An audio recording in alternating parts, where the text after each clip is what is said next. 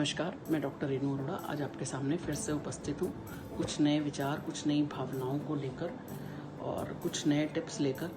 रोज़ मैं आपके साथ कुछ नए टिप्स शेयर करती हूँ और उम्मीद करती हूँ कि आपको पसंद भी आ रहे होंगे। सबसे पहले आज के 3 मंत्र हैं। नया सीखें, पॉजिटिव रहे, सकारात्मक रहें और अपने रिश्तों पर काम करें। आज सोशल डिस्टेंसिंग वर्ड का बहुत ज़्यादा प्रयोग हो रहा है, सामाजिक दूरी के शब्दों का बहुत प्रयोग हो रहा है और इसमें हमें नहीं समझ में आ रहा कि हम सामाजिक दूरी रखते रखते हम अपने रिश्तों के साथ मानसिक दूरी बनाते चले जा रहे हैं। तो जब ये मानसिक दूरी बननी शुरू हो गई तो लोगों के दिलों में भी दूरी बढ़नी शुरू हो गई। तो हमने जो सामाजिक दूरी है इसको ख़त्म करना है। सामाजिक दूरी को नहीं ख़त्म करना, हमने दोनों में अंतर समझना है, सामाजिक दूरी और मानसिक दूरी। तो हमें मानसिक दूरी को ख़त्म नहीं करना, सामाजिक दूरी को ख़त्म करना है, पालना करनी है। मानसिक दूरी ख़त्म करने का मतलब है कि अपने साथ भी कनेक्ट कर रहना है और जो आपके साथ जुड़े लोग हैं उनके साथ भी कनेक्ट रहना है। पारिवारिक रिश्तों को नहीं छोड़ना, उनके साथ आप वैसे ही कनेक्ट रहिए। बस हाँ, अभी आप उनसे कुछ दिन के लिए मिल नहीं पाएंगे, आप उनसे वैसे ही कनेक्ट रहिए जैसे आप हमेशा उनके साथ रहते थे। और उनके साथ फ़ोन पे बात करिए, वीडियो चैटिंग पे बात करिए। आजकल वीडियो की बहुत सुविधा है। हाँ, आप गले नहीं मिल पाएंगे, आप उनके दिल की धड़कनें नहीं सुन पाएंगे, वो आपके दिल की धड़कनें नहीं सुन पाएंगे, पर चेहरे पे छुपी आपकी उदासी और खुशी तो वो वीडियो में भी पहचान पाएंगे। तो अपना जो है मानसिक दूरी मत रखें, सामाजिक दूरी रखें। मानसिक दूरी रखने से हमारा जो समाज है वो और पीछे के पीछे चला जाएगा। सामाजिक दूरी की पालना करते करते ऐसा ना हो कि हम अपने संबंधों से प्यार करना भूल जाएं। हमें संबंधों के लिए, हम कहते हैं ना, हम जिससे प्यार करते हैं वो हमारे लिए सबसे मूल्यवान है, सबसे महत्वपूर्ण है। तो रिश्तों को गहरा बनाइए। इस समय में ऐसा ना करिए कि आप मानसिक दूरी मेंटेन करके और अपने रिश्तों में लॉकडाउन ले आइए। रिश्तों में लॉकडाउन नहीं लाना, हमने रिश्तों में लॉकडाउन नहीं लाना, ना ये कहीं कहा गया है। रिश्तों में जीवंतता रखिए, रिश्तों को जीवंत रखिए, तभी ज़िंदगी को पार पा पाएंगे। रिश्तों में भी लॉकडाउन ले आए तो इकोनॉमी तो एक दिन संभल जाएगी, रिश्ते कहाँ से संभलवाओगे। तो इसलिए मानसिक दूरी को मत रखें। और सबसे बड़े 3 इम्पॉर्टेंट चीज़ें जो हैं कि हम दिन को तय करें या दिन हमें तय करें, ये हमें देखना है।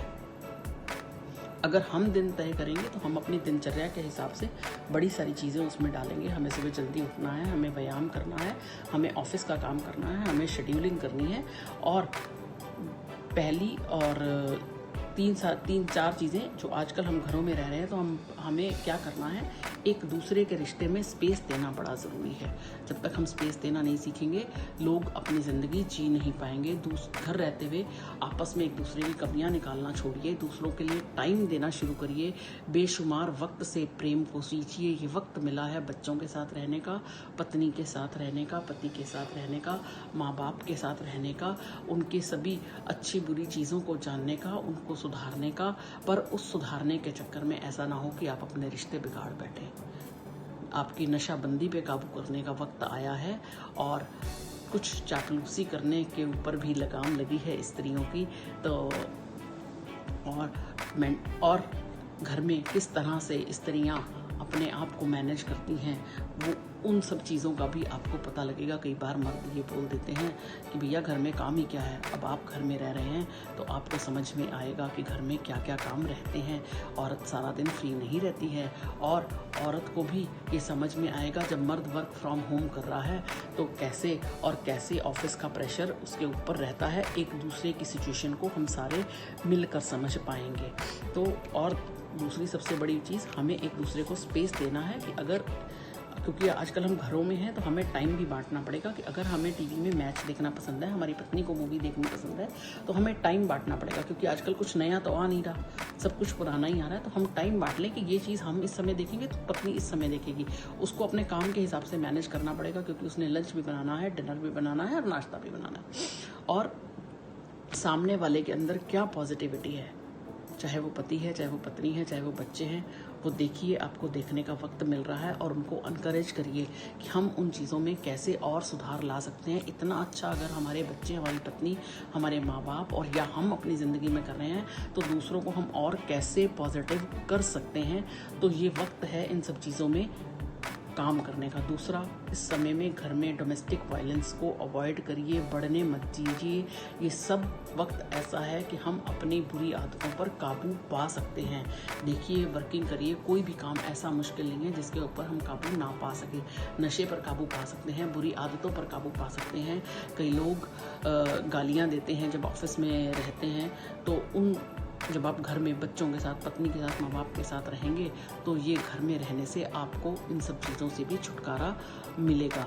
हमने पैर की मोच और छोटी सोच इंसान को आगे नहीं बढ़ने देती। पैर में मोच आ जाए तो इंसान शारीरिक रूप से आगे नहीं बढ़ पाएगा, और सोच छोटी हो जाए तो इंसान तरक्की नहीं कर पाएगा। इसलिए दोनों चीज़ों के ऊपर काम करने का वक्त है। कहा जाता है सिर सलामत तो पगड़ी हजार।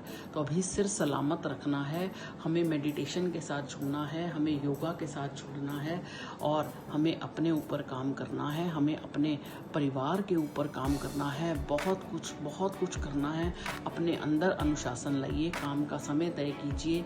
हो सकता है ऑफिस की वजह से आप काम का समय ना तय कर पा रहे हो, पर जैसे जैसे हमें शेड्यूल मिलता है, घर में बात कर उस सिस्टम को हमें आगे लेकर आना है।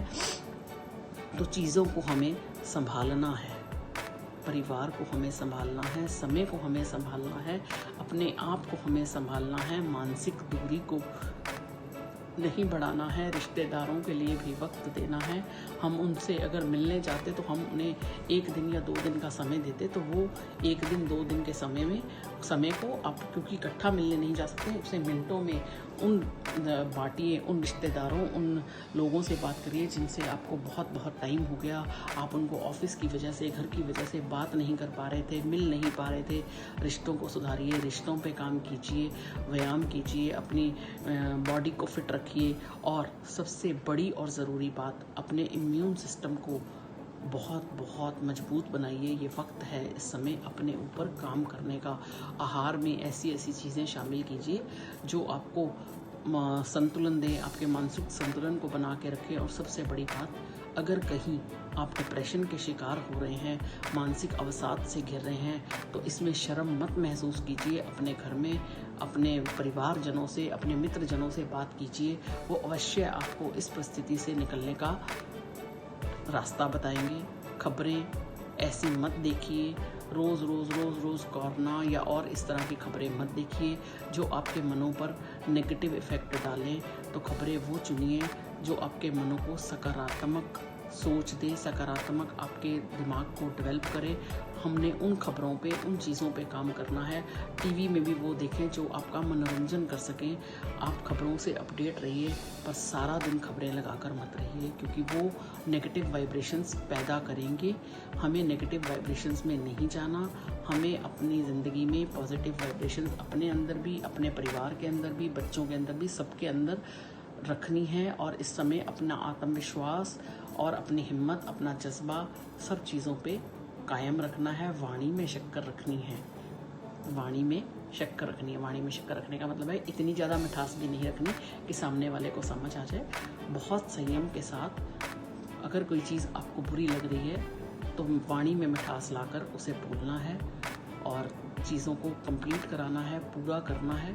अपने आत्मबल को बढ़ा के रखेगा। इन्हीं शब्दों के साथ मैं अपनी वाणी को विराम देती हूँ। धन्यवाद। और अगर आपको मेरे